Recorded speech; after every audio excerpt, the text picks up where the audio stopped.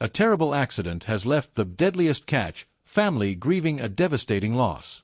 One of their bravest fishermen paid the ultimate price in the dangerous fight against the sea. The crew was caught in a deadly storm, and what started as a routine haul quickly turned into a fight for survival. How could something so routine turn so tragic? Let us uncover what really happened in those terrifying final moments that will make you fear the ocean like never before. With almost 60 pots already pulled and loaded, Jake's crew thought they were heading toward a huge payday. They'd pushed further northwest than ever, gambling for the motherlode of crabs. And it worked. The nets were fuller than anyone dared to dream, easily 200, maybe 300 crabs in a single haul. For a few hours, it was like all their hard work had finally paid off. Then the weather turned, fast. The wind picked up, the rain turned sideways, and what was once a promising day quickly became a life-and-death struggle. They knew they had to hurry up, finish their work, and return home to their families. But it wasn't just the wind. Something else was about to go terribly wrong.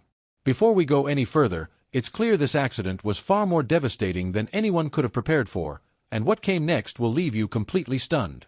Captain Jake's excitement turned to worry as a strange beep echoed from the sonar. It wasn't a sound they were used to, and it got everyone's attention.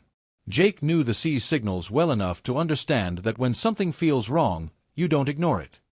He ordered his crew to prepare for the worst. That anchor cable needed to stay tight, or the winch could rip clean off the ship, which would spell disaster. Jake's hands were tied. His main concern now was trying to keep everyone safe. The situation on deck went from bad to worse in no time. The rain was relentless, the waves smashing the boat like a giant's fist. Jake gave orders like a man trying to outshout the storm itself. The most dangerous spot on deck became the winch. If the cable snapped, anyone standing near it would be in serious trouble, and Jake's warnings got more desperate. One of the deckhands almost went overboard when the cable got caught, jerking suddenly. It was the kind of moment that made everyone freeze in terror for a split second. They had all seen enough men go overboard to know that it's often the last anyone sees of them.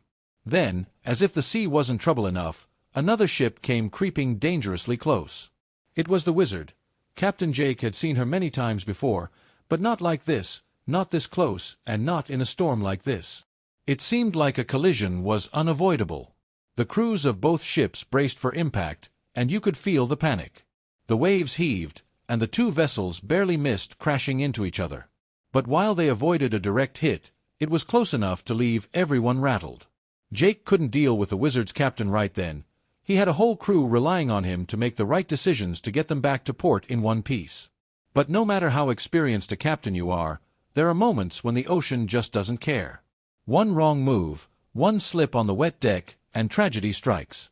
A crew member lost his footing, and the next thing anyone knew, he was gone. The freezing cold of the Bering Sea swallowed him up in seconds, and the crew could only stare in horror. They'd pulled up a haul bigger than anything they'd seen before, but it didn't matter anymore. In one heart-stopping moment, the reality of their dangerous life came crashing back. Jake and his crew knew they had to keep going, but the mood on the ship had darkened. The high of catching so many crabs meant nothing compared to the low of losing a man. Jake tried to keep them moving, shouting orders, keeping them focused, but everyone knew something had changed. Each wave that hit the ship felt like it was mocking them. When you're at sea, you don't have time to process grief. You have to keep moving, keep working, and hope you make it back to land. But then, just as they tried to wrap up and head back, something else caught Jake's attention. Another strange noise from below. Not the anchor, not the cable, but something else entirely. The sea was playing tricks, and whatever was going on down there, it wasn't good. Jake had to make a call. Should they stick around and figure out what was happening or cut their losses and get home before something worse happened? The crew waited for his decision, each of them knowing that the wrong move could mean more than just losing crabs. It could mean losing more lives. The Wizard's captain, meanwhile, was furious. He knew his ship had barely escaped a collision, and his frustration boiled over as he shouted into the radio, questioning Jake's decisions. The two captains exchanged words, but the tension was clear. There was no room for error, not in these conditions, and definitely not when lives were on the line. The Bering Sea wasn't forgiving, and neither were the men who sailed it. The crew thought the worst was over, but another storm was already coming, one that would push their strength and courage to the edge. Back on the Wizard, the crew dealt with the aftermath of the near collision. The captain tried to calm his men down, explaining that they'd done the best they could under the circumstances. It was a close call, but they'd avoided a complete disaster, at least for now. But the real storm wasn't just outside. It was also in the minds of the crew, who now had to face the fact that their job was more dangerous than they ever wanted to admit. Every man there knew that the sea didn't play favorites. Today it was Jake's crew, tomorrow it could be theirs. The calm that followed didn't last long. Another wave hit, and this time it almost took Jacob, one of Jake's deckhands, overboard. He managed to grab onto the railing just in time, pulling himself back on deck, but it was too close. Jacob's face was pale, his hands shaking, but he forced a smile. That's what they did. They laughed off the fear because if you didn't, it would eat you alive. Captain Jake knew it too. He shouted an apology, but Jacob waved it off, though everyone could see just how shaken he really was. And then came the next challenge. Over on the Summer Bay, Captain Wild Bill faced his own crisis when a crew member went overboard. In the middle of hauling their pots, a man slipped, and before anyone could react, he was in the freezing water. The crew acted fast, pulling him back on board, but the damage was done. The shock of the icy water left the man shivering, barely able to stand. Bill knew that they couldn't stop, they had to keep working, but he also knew they'd dodged a bullet. The Bering Sea doesn't often give second chances. Captain Jake, Captain Wild Bill, Captain Keith, and Captain Harley, each of them had faced challenges that week that pushed them to their limits. They'd lost a man, nearly collided, battled the elements, and somehow kept going. It wasn't about the crabs anymore, it was about survival. The Bering Sea is a cruel place, and the men who fish its waters know that better than anyone. They go out there for the thrill, for the money, for the chance to prove themselves. But sometimes, the cost is too high. Captain Jake knew that, as did every other captain who'd been out there long enough. The sea doesn't give second chances, and when it does, you count yourself lucky and move on. They'd all seen enough to know that you take what the sea gives and you keep moving, because stopping means you're done. But the challenges weren't over yet. As the Cornelia Marie continued on, Captain Josh had to navigate through an area known for its unpredictable underwater currents. The sea below was a maze of currents that could pull the boat off course in seconds. The navigation instruments were working overtime, and the crew had to stay on high alert. The deckhands were exhausted, their muscles aching from the constant battle with the equipment and the sea. But there was no room for rest. Josh knew they couldn't afford to make a mistake, not in these waters. The waves grew bigger, crashing against the hull and sending icy spray across the deck. Captain Casey kept his eyes on the instruments, watching the depth gauge as they moved through the treacherous waters. One wrong move and they could end up grounded on an unseen reef, or worse, flipped by an underwater current they hadn't anticipated. The tension on the deck was palpable, every man knowing that their fate rested on the captain's decisions and the reliability of their instruments. Suddenly, the boat lurched to one side, and Josh grabbed the wheel, fighting to keep them steady. A powerful current had caught them, pulling the boat dangerously off course. The crew scrambled to adjust, their hearts pounding as the deck tilted under their feet. Casey shouted orders, his voice barely audible over the roar of the wind and waves. They had to counter the current, fight against the pull, or risk being dragged into even more dangerous waters. The crew moved like a well-oiled machine, each man knowing his role and executing it with precision. They adjusted the lines, balanced the pots, and worked to steady the ship. It was moments like these that defined a crew, how they reacted when everything seemed to be going wrong. And somehow, they managed it.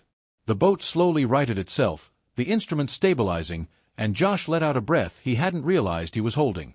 They had made it through, but the relief was short-lived. The sea didn't give them time to celebrate. Back on the Wizard, Captain Keith was facing his own nightmare. The storm had picked up again, and visibility was almost zero. The rain lashed against the windows of the wheelhouse, and the waves rose higher with each passing minute. Keith knew they had to keep moving, but the conditions were worsening. He had received another distress call, this time from a smaller boat caught in the storm. The Coast Guard was already stretched thin, and Keith knew that if they didn't intervene, those men might not make it. He made a quick decision. They would go after the distressed boat, despite the risks. He called down to his crew, informing them of the situation. The men on deck were already soaked to the bone, their bodies bruised and battered from the relentless waves. But when Keith's voice crackled over the radio, there was no hesitation.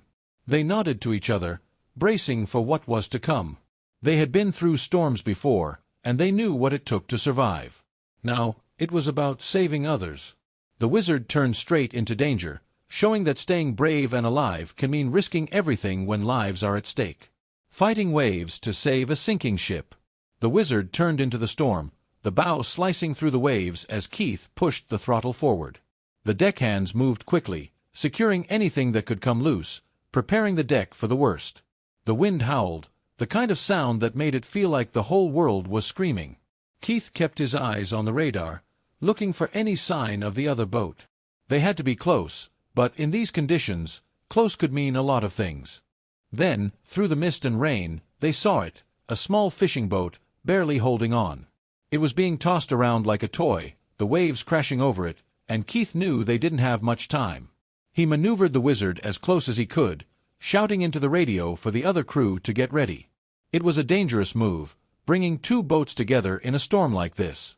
One wrong move and they could collide, causing more harm than good. The deckhands on the wizard threw lines over, trying to secure the smaller boat. It was a chaotic scene, the ropes whipping through the air, the men struggling to keep their footing on the slippery deck. But they managed it. Slowly, they pulled the smaller boat closer, the crew climbing aboard the wizard, each of them exhausted but alive. Keith watched as the last man made it across, a sense of relief washing over him. They had done it. They had saved them. But the storm wasn't over, and now they had even more lives depending on them.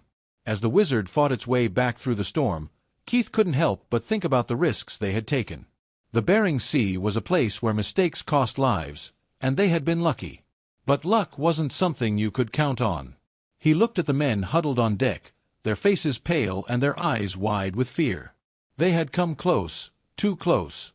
And he knew that the next time, they might not be so fortunate. On the summer bay, Captain Wild Bill was dealing with his own crisis.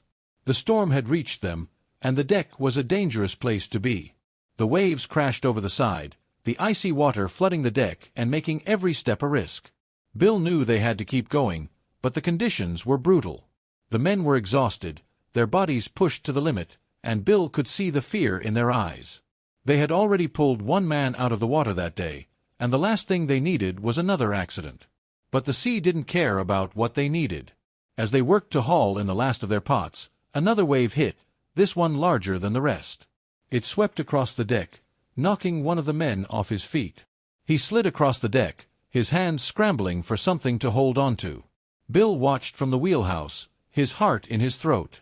The man managed to grab onto a railing, pulling himself back up, but it was too close.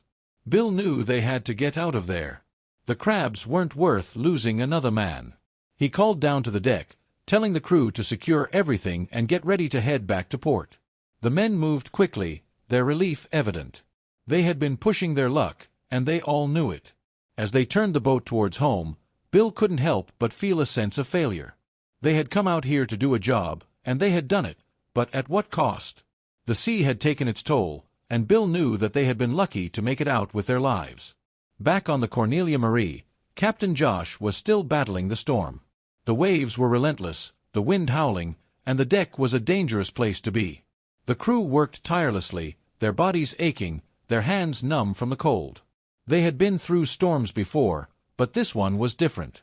It was like the sea was trying to break them, to see how much they could take before they gave in. As they worked to haul in the last of their pots, Josh couldn't help but think about the men he had lost over the years. The sea was a cruel mistress, and she didn't care about the lives she took. She didn't care about the families waiting at home or the dreams of the men who sailed her waters. She took what she wanted, and there was nothing anyone could do about it. The storm finally began to ease, the waves slowly subsiding, the wind dying down. The men of Summer Bay, Cornelia Marie, the Wizard, and all the other boats out on the Bering Sea had faced one of the toughest weeks of their lives. They had lost a man, saved another, and come close to losing it all. They had battled the elements, fought against the sea, and somehow they had made it through. Was this accident a tragic consequence of nature's fury, or could more have been done to prevent it?